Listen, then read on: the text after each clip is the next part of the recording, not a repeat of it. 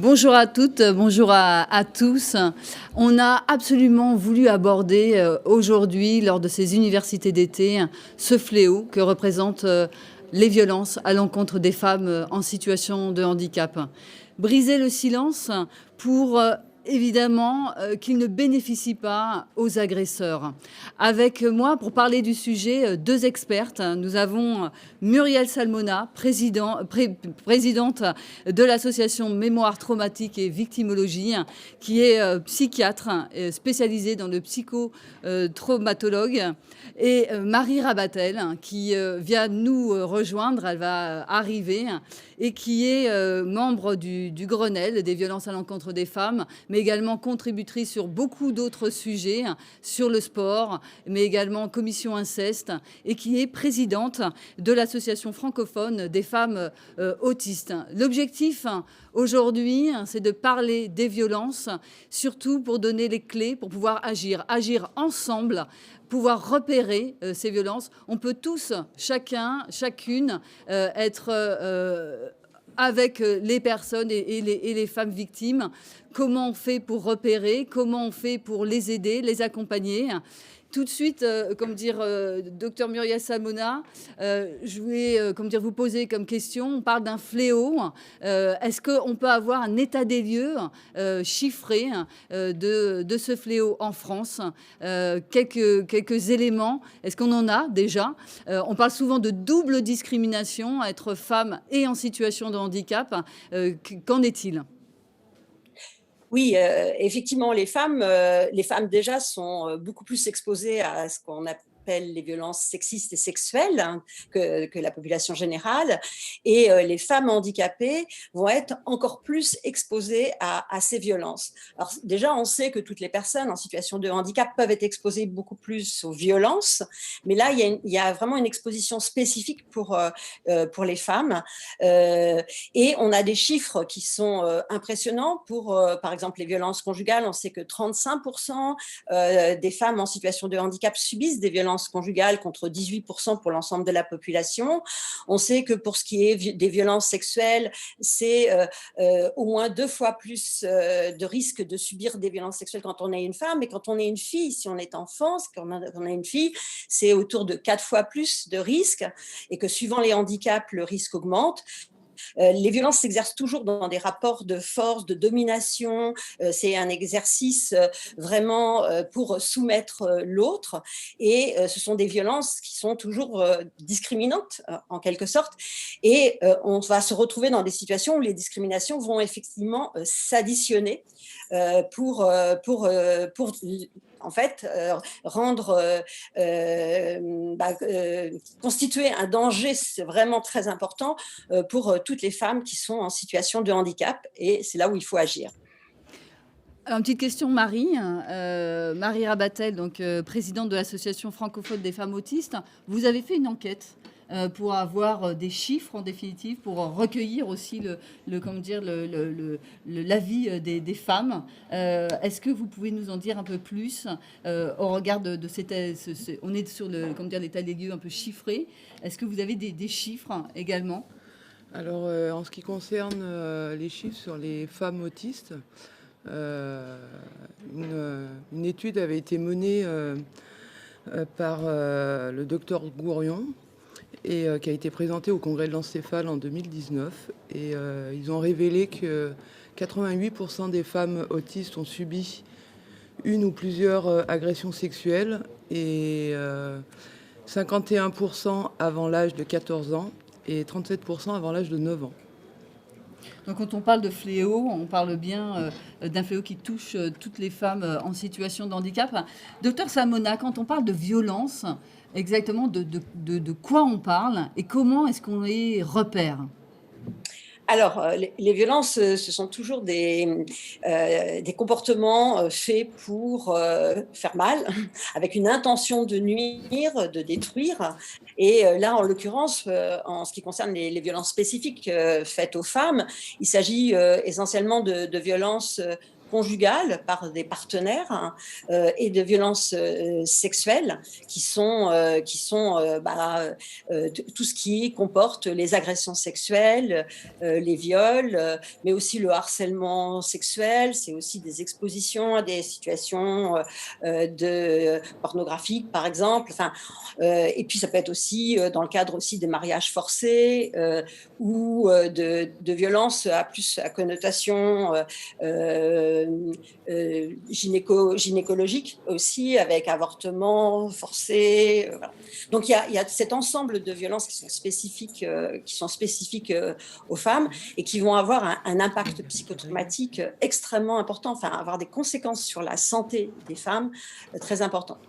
Et ce qui est vraiment à rappeler, c'est que souvent il y a beaucoup de stéréotypes qui nuisent aux victimes, avec vraiment une sorte de propagande anti-victimaire et de stéréotypes aussi sur les violences sexuelles, où ça serait vis-à-vis d'une femme jeune par un inconnu dans le cadre d'un, je sais pas moi, dans un parking la nuit. Enfin, c'est vraiment tous les stéréotypes comme ça qui hantent, alors qu'on n'est pas du tout dans ce registre-là. C'est des personnes connues, hein, plus de 90% sont toujours des personnes connues des victimes. Et puis, il ne s'agit pas de sexualité, il s'agit vraiment de volonté de puissance, de destruction, d'exercice de la violence pure. Et du coup, tout ça nuit parce que les personnes en situation de handicap, il y a vraiment un déficit pour penser ces violences, pour les penser. Et il faut vraiment ouvrir les yeux sur cette réalité-là et non seulement entendre les personnes qui témoignent de ces violences, les personnes en situation de handicap qui témoignent de ces violences, mais aller au-devant d'elles pour savoir ce qu'elles vivent et ce qu'elles subissent, puisque il y a une infime juste partie de ces personnes qui vont pouvoir témoigner, qui auront la possibilité de le faire, qui ne seront pas trop traumatisées, qui auront la possibilité de communiquer ce qui leur arrive, de pouvoir comprendre ce qui leur arrive. Donc il faut aller alors au-devant d'elles. Docteur Salmona, est-ce qu'on a aujourd'hui des outils qui nous permettent, de repérer cette violence, quand on est avec des femmes en situation de handicap, de les aider justement à s'exprimer? Est-ce que les professionnels, par exemple, de santé, par exemple, les médecins traitants, qui sont souvent les premiers aussi interlocuteurs, est-ce qu'aujourd'hui, ils peuvent repérer rapidement, en fait, ou poser de manière systématiquement la question, ou est-ce que on n'en est pas encore là? On n'en est pas encore là, malheureusement. Il y a vraiment une marge de manœuvre énorme encore à mettre en place. Les médecins ne sont pas suffisamment formés déjà au psychotraumatisme et ils sont aussi pas formés à la spécificité du handicap et la façon d'aborder aussi les personnes traumatisées, les personnes en situation de handicap. Donc, il faut qu'ils connaissent déjà les mécanismes psychotraumatiques, parce que là aussi, il y a plein d'idées fausses, plein de méconnaissances qui font qu'on va mettre, par exemple, les troubles psychotraumatiques on va soit les retourner contre les victimes. Alors, si elles ont été sidérées, si elles sont dissociées, déconnectées de leurs émotions, on va penser que, par exemple, elles étaient consentantes par rapport à ce qu'elles ont subi, ou alors on va penser que elles sont pas crédibles parce qu'elles ont une façon de raconter les choses, de dire les choses qui n'est pas ce que les gens attendent, parce qu'ils ont une méconnaissance du trauma et de la situation des personnes handicapées. Et puis il faut qu'ils y pensent, il faut qu'ils pensent à poser systématiquement les questions, il faut qu'ils aient les outils aussi pour comment la poser, pour ne laisser personne en rade. C'est-à-dire que ça, puisque les violences, particulièrement les violences sexuelles, démarrent très jeunes. La majorité des victimes de violences sexuelles, ce sont des enfants de 0 à 18 ans. Les enfants en situation de handicap subissent beaucoup plus de violences sexuelles, particulièrement les filles. Et donc, il faut systématiquement se préoccuper de symptômes, de troubles de souffrance, d'états de souffrance, d'états d'agitation, de troubles du comportement. Et puis, il y a des éléments spécifiques au trauma qu'il faut repérer absolument. Et malheureusement, souvent, c'est mis sur le compte du handicap ou de la personnalité de la personne, par exemple du sexe féminin aussi, malheureusement, mais aussi sur le compte du handicap.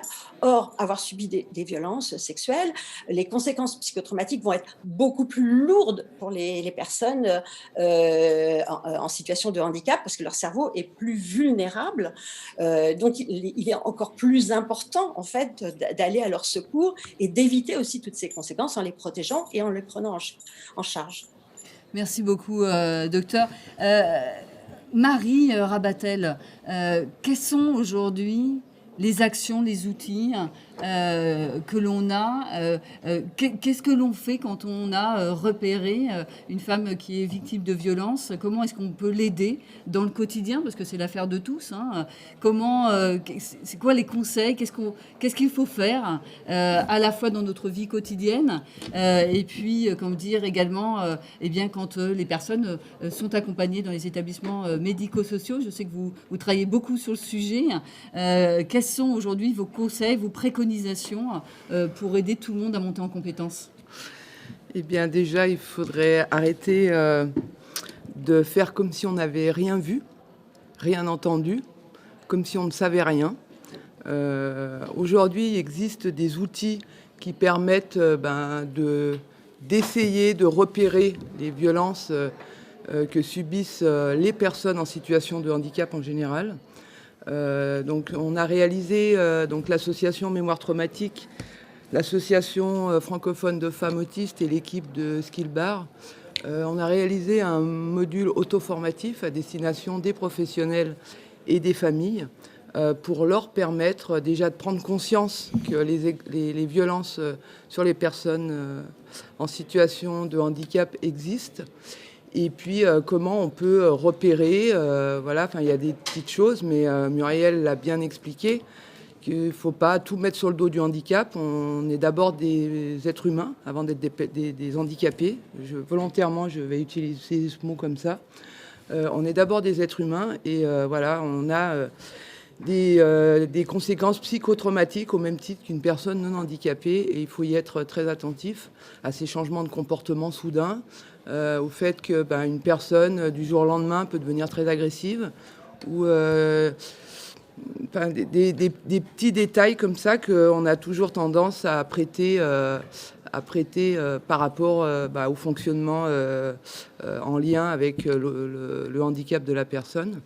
Et puis on a réalisé dernièrement en fait une circulaire à destination des directeurs d'établissement pour leur faire prendre conscience que finalement, s'ils ne dénoncent pas, ils sont pénalement responsables.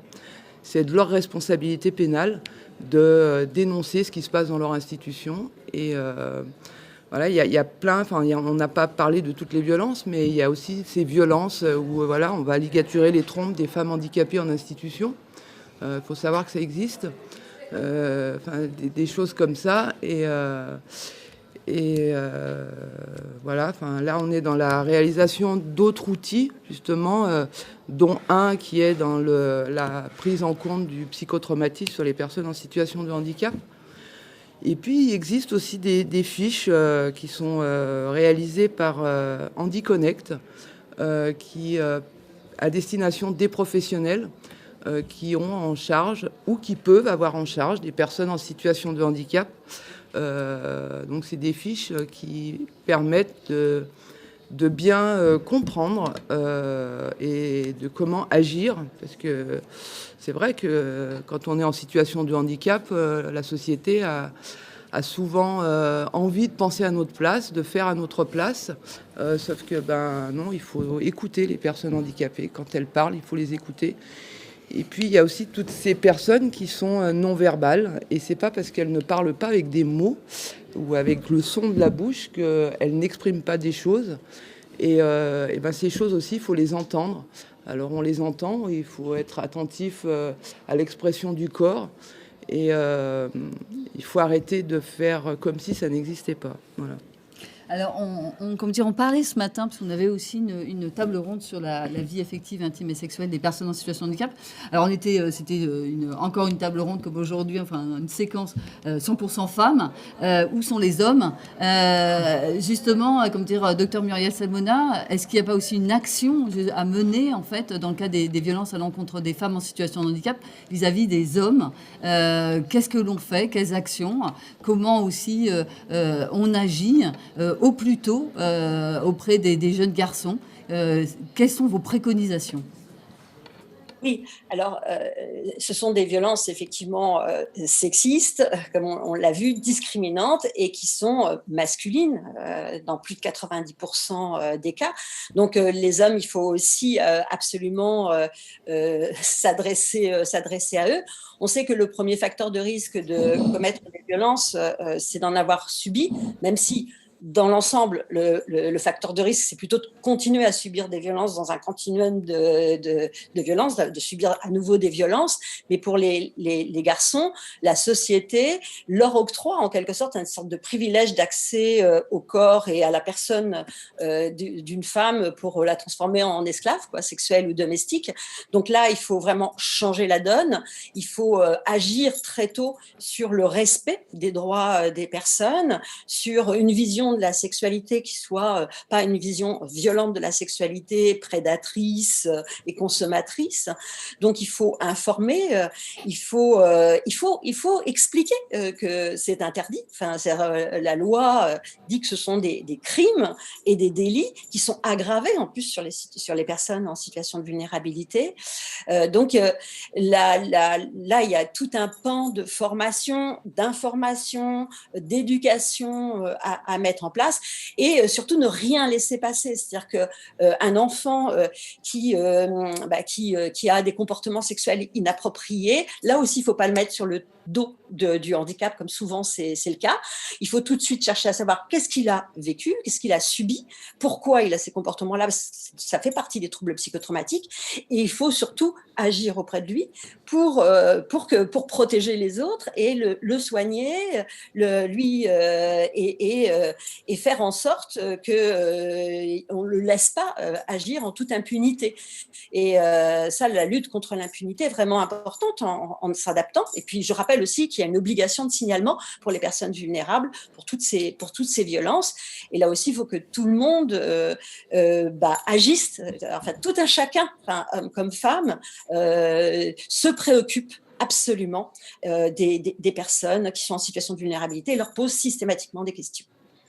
Merci beaucoup, docteur Salmona. Que je retiens, en tant que citoyenne, nous avons des fiches techniques qui nous permettent de comprendre la situation, d'agir, de porter plainte, de faire des mesures de signalement. Donc ça, on citait Marie HandiConnect, donc tout le monde peut avoir accès. La formation. Est-ce que Marie Rabatel, vous estimez qu'aujourd'hui, on parle plus du sujet des femmes en situation de handicap et des violences? Je commençais en introduction en disant c'est un fléau, et le fléau, c'est aussi le silence, en fait, assourdissant sur ces questions-là. Est-ce que vous pensez qu'aujourd'hui, il y a quelque chose qui se met en place? Quel est votre avis, vous qui participez à l'ensemble des travaux en cours? Alors, certes, on n'en parle jamais assez, ça c'est sûr, mais je crois quand même que à l'heure d'aujourd'hui, il y a quand même une prise de conscience des violences, notamment des violences sexuelles que subissent les personnes en situation de handicap, notamment les enfants et les femmes. Pourquoi ? Parce que je pense, d'ailleurs à ma connaissance, c'est un peu le seul sujet qui est traité d'une manière interministérielle. C'est-à-dire que ce sujet-là, nous l'avons sorti du champ du handicap et nous l'avons rattaché à tout ce qui concerne les violences faites aux femmes. Voilà, parce que avant d'être des femmes handicapées, nous sommes des femmes. Et le fait que ça soit interministériel, du coup, les différents ministères se sont saisis de la problématique qui, jusqu'à présent, peut-être n'avait pas conscience de ce fléau et de ce silence et de cette omerta, et que du coup ça a permis en fait de la visibilité. Puis il faut pas oublier non plus que peut-être qu'à l'heure d'aujourd'hui, la société tout entière a pris conscience que voilà, les femmes dans notre société vivent des violences au quotidien, quelle que soit leur spécificité, avec la double peine du handicap qui est un facteur de vulnérabilité supplémentaire. Merci beaucoup Marie Rabatel. Docteur Samona, vous dans votre pratique professionnelle, je rappelle que vous êtes psychiatre et spécialiste de la psychotraumatologie. Est-ce que vous dans votre pratique professionnelle, vous voyez aussi une évolution vis-à-vis des autres professionnels? Vous pensez que c'est un sujet trop longtemps, je dirais, mis en silence? Est-ce que vous pensez qu'aujourd'hui, vous avez, je rappelle pour ceux qui ne le savent pas, aussi mis en avant sur, sur la table l'inceste qui a entraîné derrière toutes les femmes, les enfants à s'exprimer sur ce sujet-là. Est-ce que vous pensez qu'aujourd'hui c'est un sujet dont on va parler plus et dans votre pratique professionnelle, est-ce que vous ressentez que c'est un sujet qui est en train de remonter et quelles sont vos préconisations? Alors oui, c'est un sujet dont on parle de plus en plus et on fait en sorte qu'on en parle de plus en plus. Et du coup, je tiens à saluer le courage de toutes les femmes qui ont témoigné depuis tant d'années et qui font souvent tout le travail pour faire émerger ce problème de société très grave, avec des conséquences psychotraumatiques très lourdes et à long terme. Et donc la prise de conscience de la gravité et de l'impact que ça a, puisqu'on l'a vu, je veux dire, c'est vraiment des peines de triple, c'est même pas double peine, c'est triple peine, parce qu'en plus, les conséquences vont être plus lourdes pour les personnes en situation de handicap et à plus long terme. Donc, oui, là, les choses bougent. Moi aussi, je suis membre de la commission indépendante inceste et violences sexuelles. On va faire en sorte que ça bouge, mais il est urgent que ça bouge. C'est-à-dire que faut pas se dire, bon, ça continue, c'est bien, ça évolue. Là, c'est une urgence. Il faut protéger absolument ces victimes. La Cour européenne dit que ce sont des actes cruels, dégradants et inhumains. Donc, on ne peut pas laisser un enfant, une personne vulnérable subir ces violences-là. Et le champ des réformes est énorme à faire, particulièrement tout ce qui est de l'ordre de la protection, de la formation, du soin, qui est encore indigent. Enfin, je veux dire, on peut traiter les conséquences psychotraumatiques pour éviter qu'il y ait des conséquences à long terme sur la santé mentale et physique. Sinon, c'est une perte de chance effroyable, avec des risques très importants. Donc, il faut que tout le monde prenne ça en compte. Et il faut aussi lutter contre l'impunité. Donc, il faut agir. Et il faut prévenir et agir vraiment immédiatement et en urgence. Donc, on a un champ de réformes à proposer. C'est en train de se mettre en place, mais on a besoin de tout le monde pour soutenir le fait que on ne peut pas tolérer cette situation-là. On ne peut pas accepter que des enfants, des personnes en situation de vulnérabilité, les femmes subissent ces violences-là qui aggravent les discriminations, qui aggravent la précarité, qui mettent en jeu leur santé. Mais bon, voilà, on ne va pas lâcher. Donc, on va continuer et je pense que là, ça bouge. Merci beaucoup, docteur Samona. Donc vous appelez à un électrochoc de la population pour lutter contre ce fléau. Marie Rabatel, si vous aviez, trois souhaits à formuler pour aller encore plus loin, quels seraient-ils ? C'est d'avoir en tête que si on sait faire pour les plus fragiles, on sait faire pour tout le monde, ce qui n'est pas le cas aujourd'hui, puisqu'on fait d'abord des cas généraux, voilà, où on prend l'ensemble de la population, mais on oublie toujours les personnes les plus fragiles, les personnes qui ont des vulnérabilités. Ça peut être le handicap, mais il n'y a pas que le handicap dans les vulnérabilités. Ça peut être des personnes qui sont SDF, ça peut être des personnes qui sont dans la précarité, ça peut être tout ça. Et que si on sait faire pour ces personnes les plus vulnérables, on sait faire pour tout le monde. Que l'inverse, non, ça marche pas. Ça, c'est une chose. Et puis, le deuxième conseil que je pourrais dire, c'est qu'il faut sortir un petit peu de cette bulle du handicap. Parce qu'avant d'être des personnes handicapées, on est des personnes. Et que, prenons l'exemple des enfants en situation de handicap. Ces enfants en situation de handicap doivent être pris avant pour des enfants. C'est des enfants. Et ces enfants, ils ont les mêmes droits que les autres. Voilà. Et quand on parle de scolarisation, par exemple, de ces enfants, eh bien, ces enfants devraient dépendre de l'éducation nationale. Et puis, c'est à l'éducation nationale d'adapter des choses pour ces enfants. Et c'est pas l'inverse, c'est pas à l'enfant de s'adapter à l'éducation nationale. Voilà. Marie, c'est un très très bon teasing pour la suite, de nos universités d'été, puisqu'on va aborder justement ce sujet-là lors des universités d'été. Docteur Salmona, si vous aviez 3 souhaits qu'on puisse réaliser immédiatement pour lutter contre ce fléau, quels seraient-ils ? Oui, alors les violences démarrent très jeunes. Il y a un continuum de violence. Le premier facteur de risque de subir des violences, c'est d'en avoir subi. Le premier facteur de risque de commettre des violences, c'est d'en avoir subi.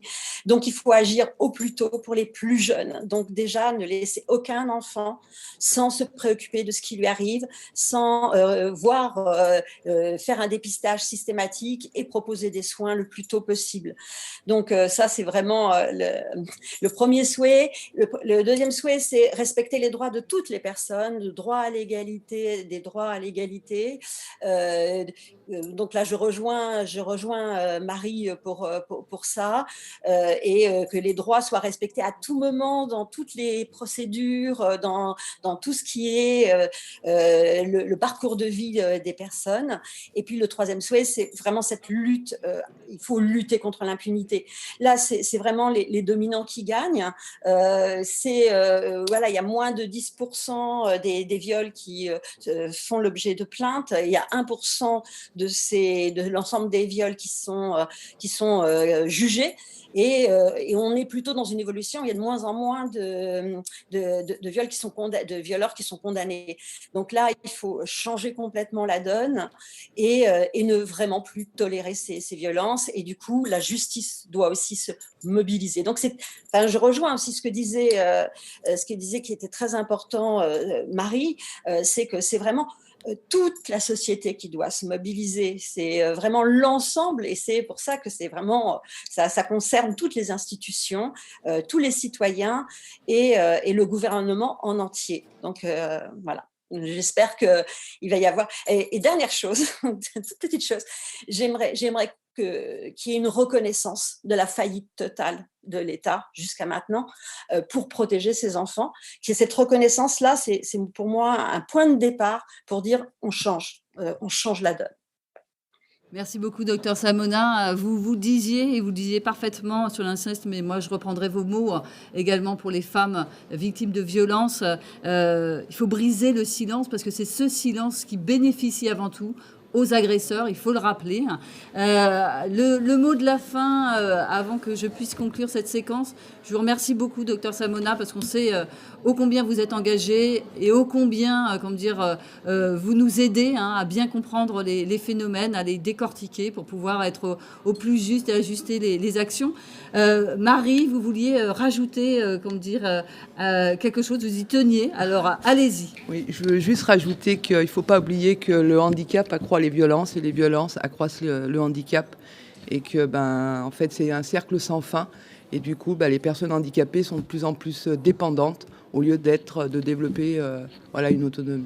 C'est tout ce que je voulais dire. Écoutez, mesdames, je tiens vraiment à vous remercier. Je pense que, on a tous été sensibilisés. Je pense que maintenant, on a des outils aussi pour réagir. Une fois que l'on sait, on ne peut pas ne pas agir, puisque dans ce cas-là, on devient complice. Et donc, il faut absolument que tout le monde puisse, se saisir de la question. Ce n'est pas une question qui est pour les autres. C'est une question de tout le monde, de tous les citoyens et citoyennes et citoyens. Je le mettrai dans les deux sens. Merci à vous. Les chantiers se poursuivent avec vous deux. On est souvent ensemble pour travailler sur ces sujets, pour faire avancer ces sujets. Vous nous bousculez bien souvent et ça, c'est comme ça aussi qu'on construit les politiques publiques. Je vous remercie beaucoup, mesdames. Et il me tient, pour finir, à annoncer la rubrique qui va suivre. Parce que nous sommes à la Bibliothèque nationale de France, ça se voit derrière dans le kakémono, et on va parler de l'accessibilité de la Bibliothèque nationale de France. Tout de suite, ne nous quittez pas, vous allez voir, c'est passionnant, vous allez en apprendre énormément. À très vite.